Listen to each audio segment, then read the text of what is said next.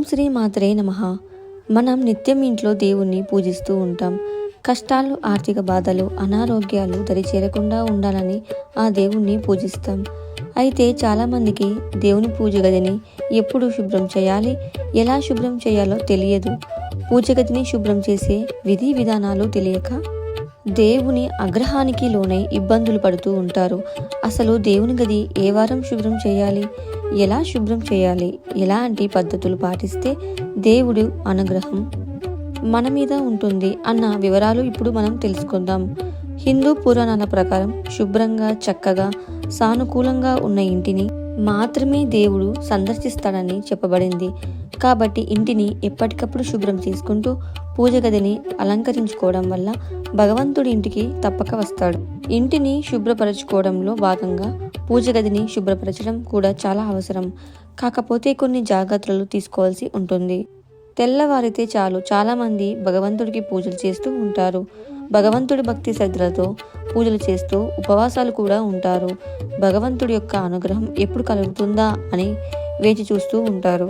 అయితే భగవంతుని యొక్క అనుగ్రహం పొందాలంటే మనం చేసే పూజకు ఫలితం ఉండాలి.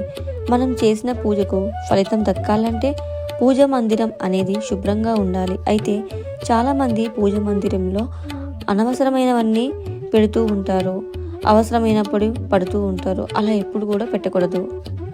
చాలామందికి పూజ మందిరాన్ని ఎన్ని రోజులకు శుభ్రం చేయాలి అసలు తెలియదు. దాని గురించి ఇప్పుడు వీడియోలో పూర్తిగా తెలుసుకుందాం.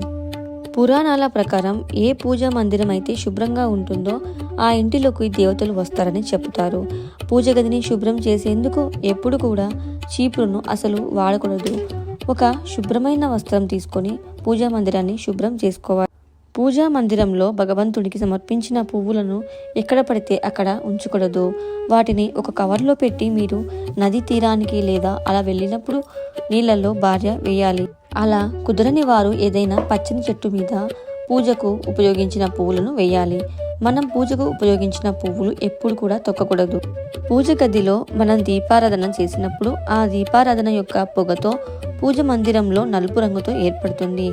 అలా నలుపు రంగులో ఏర్పడిన మసిని ముందుగా ఒక తడి వస్త్రం తీసుకుని శుభ్రంగా తుడవాలి.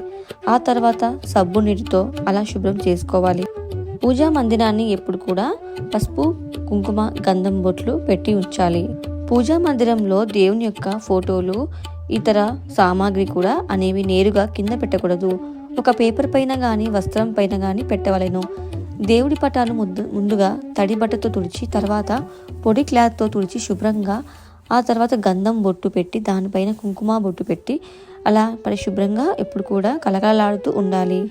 దీపారాధన చేసేటప్పుడు ప్రమిదలు తడిగా అసలు ఉండకూడదు. అవి పూర్తిగా ఆరిన తర్వాతే దీపారాధనకు ఆ ప్రతిమలు మళ్ళీ వాడాలి.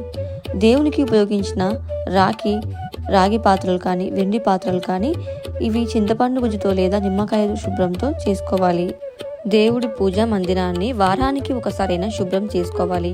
అయితే మంగళవారం నాడు కానీ, శుక్రవారం రోజు కానీ పూజ గదిని ఎట్టి పరిస్థితుల్లోనూ అసలు శుభ్రం చేసుకోకూడదు.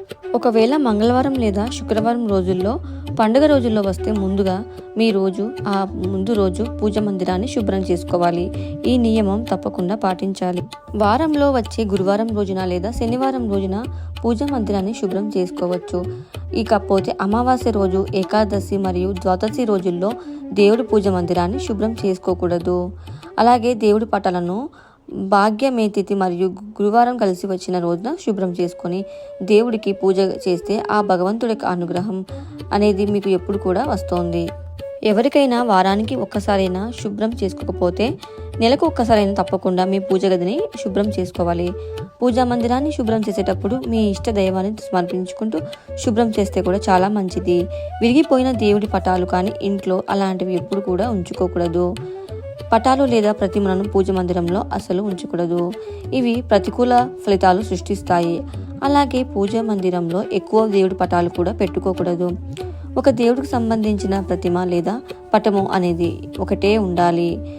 పూజ మందిరంలో శివలింగం కనుక ఉంటే ప్రతినిత్యం శివునికి అభిషేకం చేయాలి. నీటితో అయినా సరే ప్రతిరోజు శివలింగానికి అభిషేకం చేయాలి. అలాగే శివలింగం పైన జాతర కూడా తప్పనిసరిగా ఉంచాలి. అంటే విభూది బొట్టు ఖచ్చితంగా పెట్టాలి. ఉగ్ర రూపంలో ఉన్న దేవుడి పటాలు, ప్రతిమలు అనేవి ఇంట్లో మందిరంలో అసలు పెట్టుకోకూడదు. వీటి ద్వారా నరకాత్మక శక్తులు అనేవి మీ ఇంట్లోకి ప్రవేశిస్తాయి. అలాగే దుర్గాదేవి, కాళికాదేవి, ఉగ్ర నరసింహస్వామి యొక్క ఫోటోలు కూడా పూజా మందిరంలో పెట్టుకోకూడదు. అలాగే ఎక్కువ సేపు మహిళలు నిల్చొని ఉన్న లక్ష్మీదేవి యొక్క ప్రతిమ లేదా పటము అలాగే ఇంట్లో ఉండకూడదు. ఆంజనేయ స్వామి పటం కూడా కూర్చొని ఉండాలి. గోమాత యొక్క ప్రతిమ అనేది పూజ మందిరంలో పెట్టుకుంటే మీకు మంచి శుభ ఫలితాలు అవి కలుగుతాయి. పాలిచ్చే గోవు ప్రతిమను మరియు నెమలీకరణం పూజ మందిరంలో పెట్టుకుంటే కూడా చాలా మంచిది. అలాగే దేవుడి పటాలు శుభ్రం చేసేటప్పుడు మీరు ఎక్కువసేపు శుభ్రం చేయకుండా మీకు వృధా కాకుండా సమయం కూడా కేటాయించుకోవాలి.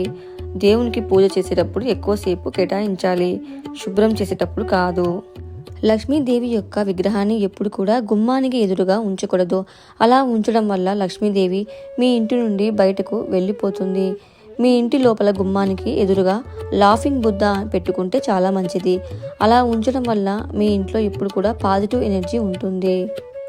గణేశుడి యొక్క ప్రతిమను లేదా విగ్రహాన్ని ఉత్తర దిశలో ఉంచడం వలన చాలామందికి, అదేవిధంగా ఉత్తర దిక్కులో కుబేరుని ఫోటోను ఉంచడం వల్ల కూడా లక్ష్మీదేవి యొక్క అనుగ్రహం కలిగి ఆర్థిక పరిస్థితుల నుంచి బయటపడతారు. ప్రతి ఒక్కరు కూడా ఇంట్లో ఏ రోజున పూజ గదిని శుభ్రం చేసుకోవాలి, ఏ రోజున దేవుడి పటాలు శుభ్రం చేసుకోవాలి అనే విషయాలు మీరు తప్పకుండా తెలుసుకోండి. మీ అందరికీ వీడియో నచ్చితే లైక్ చేసి షేర్ చేయండి. అలాగే మా ఛానల్ని సబ్స్క్రైబ్ చేసుకోండి.